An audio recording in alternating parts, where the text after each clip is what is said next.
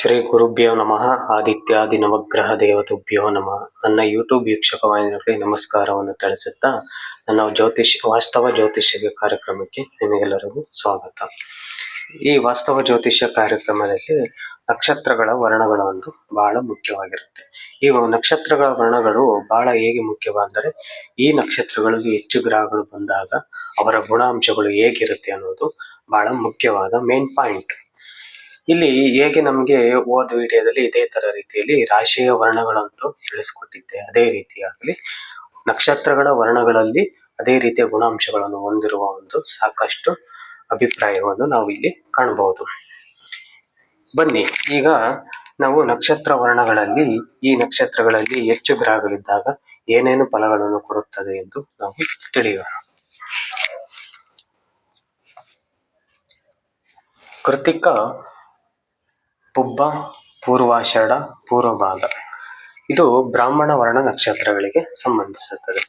ಈ ಬ್ರಾಹ್ಮಣ ವರ್ಣ ನಕ್ಷತ್ರಗಳಲ್ಲಿ ಹೆಚ್ಚು ಗ್ರಹಗಳು ಬಂದಾಗ ಆ ವ್ಯಕ್ತಿಯು ತನ್ನ ಸಾತ್ವಿಕ ಗುಣಗಳನ್ನು ಹೆಚ್ಚಾಗಿ ಕಂಡಿರುತ್ತಾನೆ, ಮತ್ತೆ ಸಹಾಯದ ರೂಪಕವನ್ನು ಕಂಡಿರುತ್ತಾನೆ, ಮತ್ತೆ ಪರೋಪಕಾರ ಮಾಡುವಂತ ಒಂದು ಸಾಮರ್ಥ್ಯವನ್ನು ಸಹ ಹೊಂದಿರುತ್ತಾನೆ, ಮತ್ತು ಯಾವುದೇ ಒಂದು ಕೆಲಸವನ್ನು ಕೊಟ್ಟರೆ ಅದನ್ನು ಮಾಡಿ ತೀರಿಸುವ ಒಂದು ಪ್ರವೃತ್ತಿಯನ್ನು ಉಳ್ಳವನಾಗಿರುತ್ತಾನೆ.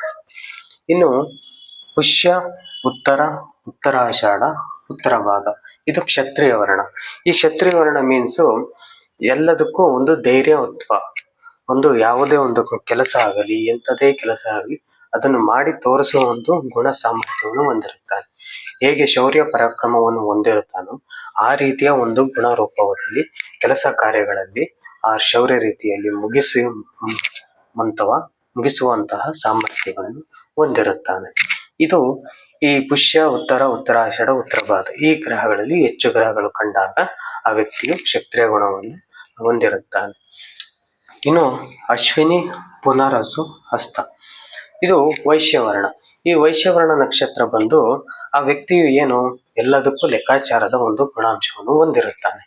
ಒಂದು ಯಾವುದೇ ಒಂದು ಉದ್ದೇಶಿತ ಪೂರಕವಾಗಿರುವ ಆ ಲಾಭಾಂಶ ಬರುವುದಲ್ಲೇ ಹೆಚ್ಚಾಗಿ ಕಾಣ್ತಿರ್ತಾನೆ. ಯಾವುದೇ ಒಂದು ಕೆಲಸ ಕೊಟ್ಟರೆ ಅದರ ಬಗ್ಗೆ ನಾವು ಹೆಚ್ಚು ಲಾಭಾಂಶವನ್ನು ಪಡೆಯುವ ಒಂದು ಉದ್ದೇಶದಿಂದ ಮನಪೂರ್ವಕವಾಗಿ ಇರ್ತಾನೆ.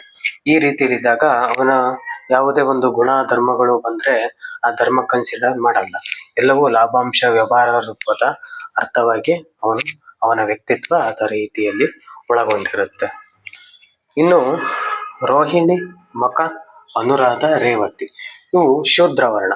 ಈ ಶೂದ್ರವರ್ಣ ನಕ್ಷತ್ರ ಬಂದು ಮೀನ್ಸ್ ಯಾವುದೇ ಕೆಲಸ ಆಗಲಿ, ಯಾರು ಏನೇ ಹೇಳಲಿ ಅದನ್ನು ನಾವು ನಮ್ಮ ಪಾಡಿಗೆ ನಾವು ಮಾಡಿ ಮುಗಿಸ್ಬಿಡೋಣ, ಮುಂದಿಂದು ಅದು ನೆಕ್ಸ್ಟ್ ಯೋಚನೆ ಮಾಡೋಣ, ಮತ್ತೆ ನೆಕ್ಸ್ಟ್ ಅದು ಕಷ್ಟ ಆಗುತ್ತೋ ಇಲ್ಲ ಅದು ಸುಲಭ ಆಗುತ್ತೋ ಅದು ಸೆಕೆಂಡ್ರಿ ಅನ್ನೋ ಒಂದು ಉದ್ದೇಶ ಪೂರ್ವಕವಾಗಿ ಈ ರೋಹಿಣಿ, ಮಕ, ಅನುರಾಧ, ರೇವತಿ ಈ ನಕ್ಷತ್ರಗಳಲ್ಲಿ ಹೆಚ್ಚು ಗ್ರಹಗಳು ಇದ್ದಾಗ ಆ ಶೂದ್ರವರ್ಣದ ಸಾಮರ್ಥ್ಯ ಗುಣಗಳು ಅವನಿಗೆ ಹೆಚ್ಚಾಗಿ ಕಂಡಿರುತ್ತೆ. ಇನ್ನು ನೆಕ್ಸ್ಟ್ ಮೃಗಶಿರ, ಚಿತ್ತ, ಜ್ಯೇಷ್ಠ, ಧನಿಷ್ಠ ಇವು ಸಂಕರ್ಣ ವರ್ಣಗಳು. ಸಂಕರ್ಣ ವರ್ಣಗಳು ಬಂದು ಇದು ಸ್ವಲ್ಪ ಹಿಂದಿರುಗುವ ನಕ್ಷತ್ರಗಳು. ಈ ಗ್ರಹಗಳಲ್ಲಿ ಈ ನಕ್ಷತ್ರಗಳು ಹೆಚ್ಚು ಗ್ರಹಗಳು ಇದ್ದಾಗ ಏನಾಗುತ್ತೆ, ಅವರು ಯಾವುದೇ ಒಂದು ವಿಷಯದಲ್ಲಿ ಇವತ್ತು ಅಂದಿರ್ತಾರೆ, ನಾಳೆ ದಿನ ತಿರುಗಿ ಹೇಳುವ ಒಂದು ಸಾಮರ್ಥ್ಯವನ್ನು ಹೊಂದಿರುತ್ತಾರೆ. ಇವು ಮೃಗಶಿರ, ಚಿತ್ತ, ಜ್ಯೇಷ್ಠ ಈ ನಕ್ಷತ್ರಗಳು ಹೆಚ್ಚು ಗ್ರಹಗಳಿದ್ದಾಗ ಹಿಂದಿರುಗುವಂತಹ ನಕ್ಷತ್ರಗಳು ಎಂದು ನೋಡಬಹುದು. ಇನ್ನು ಆರಿದ್ರ, ಸ್ವಾತಿ, ಶತಭಿಷ, ಮೂಲ ಇವು ಕಂಟಕ ವರ್ಣ ನಕ್ಷತ್ರಗಳು. ಈ ಕಂಟಕ ವರ್ಣ ನಕ್ಷತ್ರಗಳು ಬಂದು ಯಾವುದೇ ಒಂದು ವಿಷಯಗಳನ್ನು ಮಾಡಬೇಕಂದ್ರೆ, ಯಾವುದೇ ಒಂದು ಕೆಲಸವನ್ನು ಮಾಡಬೇಕಂದ್ರೆ ಈ ನಕ್ಷತ್ರಗಳಲ್ಲಿ ಹೆಚ್ಚು ಗ್ರಹಗಳಿರೋರು ವ್ಯಕ್ತಿಯು ಜೊತೆಯಲ್ಲಿ ಸೇರಿಸ್ಕೊಂಡಾಗ ಅದು ನಮಗೆ ಕಂಟಕ ರೂಪದಲ್ಲಿ ಯಾವುದೋ ಒಂದು ಸಮಸ್ಯೆಗೆ ಈಡಾಗ್ತೀವಿ. ಯಾವುದೋ ಒಂದು ಕೆಲಸಕ್ಕೆ ಹೋಗ್ತಿದ್ರೆ ಏನೋ ಒಂದು ಅಪಾಯಕಾರಿ ಆಗುವಂತಹ ಕೆಲಸಗಳನ್ನು ಹೊಂದುತ್ತಾನೆ. ಜೊತೆಗೆ ಯಾವುದೋ ಒಬ್ಬ ವ್ಯಕ್ತಿಯಲ್ಲಿ ಮಾತಾಡಬೇಕು ಅಂತ ಹೋದಾಗ ಆ ವ್ಯಕ್ತಿಯು ಏನಾರ ಒಂದು ಸಮಾಧಾನದಿಂದ ಹೇಳಿರುವ ನಮ್ಮ ಜೊತೆ ಈ ಕಂಟಕ ವರ್ಣ ನಕ್ಷತ್ರದರು ಅಂದ್ರೆ ಈ ಹೆಚ್ಚು ಗ್ರಹಗಳಿರುವಂತಹ ನಕ್ಷತ್ರ ಜೊತೆಯಲ್ಲಿ ಕರ್ಕೊಂಡು ಹೋದಾಗ ಏನ್ ಹೇಳಿದಾಗ ಸಮಾಧಾನದಿಂದ ಅವನು ಸಹ ನಮ್ಮ ಜೊತೆ ಬಂದನು ಮಾತಾಡಲ್ಲ, ತಿರುಗಿ ಹೇಳುವಂತಹ ಏನಾರ ಒಂದು ಅಲ್ಲಿ ಅವಶೇಷಗಳನ್ನು ಹುಟ್ಟಿ ಹಾಕುವ ಒಂದು ಸಾಮರ್ಥ್ಯವನ್ನು ಹೆಚ್ಚಾಗಿ ಕಂಡು ಬರ್ತಾನೆ. ಸಮಸ್ಯೆಗೆ ಈಡೇರಿಸುವ ಒಂದು ವ್ಯಕ್ತಿಯಾಗಿರ್ತಾನೆ. ಹಾಗಾಗಿ ಇದು ಆರಿದ್ರ, ಸ್ವಾತಿ, ಶತಭಿಷ, ಮೂಲ ಇವು ಕಂಟಕವರ್ಣ ನಕ್ಷತ್ರಗಳು. ಈ ನಕ್ಷತ್ರಗಳಲ್ಲಿ ಹೆಚ್ಚು ಗ್ರಹಗಳಿದ್ದಾಗ ಆ ವ್ಯಕ್ತಿ ಆ ರೀತಿಯಲ್ಲಿ ಇರುವನು. ಇನ್ನು ಭರಣಿ, ಆಶ್ಲೇಷ, ವಿಶಾಖ, ಶ್ರವಣ ಇವು ಚಾಂಡಾಲ ವರ್ಣ ನಕ್ಷತ್ರಗಳು. ಈ ಚಾಂಡಾಲ ವರ್ಣ ನಕ್ಷತ್ರಗಳು ಯಾವುದೇ ಒಂದು ಕೆಲಸವನ್ನು ಹೇಳಿದರೆ ಅವರು ಪೂರಕವಾಗಿ ಮಾಡುವುದಿಲ್ಲ. ಸಿಟ್ಟು ಭರಿಸುವಂತಹ ಕೆಲಸಗಳನ್ನು ಹೆಚ್ಚಾಗಿ ಮಾಡುತ್ತಾರೆ. ಯಾವುದೋ ಒಂದು ಕೆಲಸ ಕೊಟ್ಟರೆ ಅದನ್ನ ತದ್ವಿರುದ್ಧವಾಗಿ ಮಾಡುವಂತಹ ಹೆಚ್ಚಾಗಿ ಗುಣ ಹೊಂದಿರುತ್ತಾನೆ. ನಮಗೆ ಆ ಕೆಲಸ ಕೊಟ್ಟವನಿಗೆ ಈ ಚಾಂಡಾಲ ವರ್ಣ ನಕ್ಷತ್ರಗಳಲ್ಲಿ ಹೆಚ್ಚು ಗ್ರಹಗಳಿದ್ದಾಗ ಯಾವುದೇ ಒಂದು ಕೆಲಸ ಮಾಡಲಿ ಅದನ್ನು ಬೇರೆಯವರಿಗೆ ಅದು ಇನ್ಸೈಡ್ ಆಗುವಂತಹ ಹೆಚ್ಚಾಗಿ ಸಾಮರ್ಥ್ಯವು ಕಂಡು ಬರುತ್ತೆ. ಈ ರೀತಿಯಲ್ಲಿ ಈ ಒಟ್ಟಾರೆ ನಕ್ಷತ್ರಗಳ ವರ್ಣಗಳಲ್ಲಿ ಅವನ ವ್ಯಕ್ತಿತ್ವ ಗುಣಗಳನ್ನು ಒಳಗೊಂಡಿರುತ್ತೆ.